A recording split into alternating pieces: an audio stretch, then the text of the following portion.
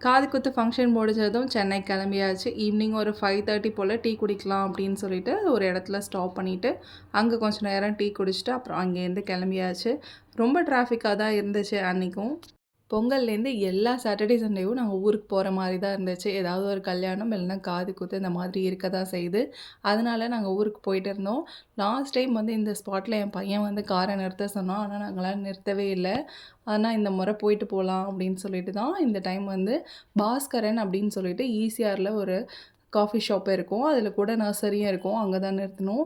Water ஆப்பிளோட plant அவ்வளோ சூப்பராக water ஆப்பிள்லாம் இருந்துச்சு. நான் எதிர்பார்க்கவே இல்லை. அப்புறம் அதுலேருந்து ஒரே ஒரு வாட்டர் ஆப்பிள் மட்டும் நாங்கள் பறித்து எடுத்துகிட்டு வந்துட்டோம். ஊர்லேருந்து வரும்போது கொஞ்சம் பொருள்லாம் எடுத்துகிட்டு வந்திருந்தேன்.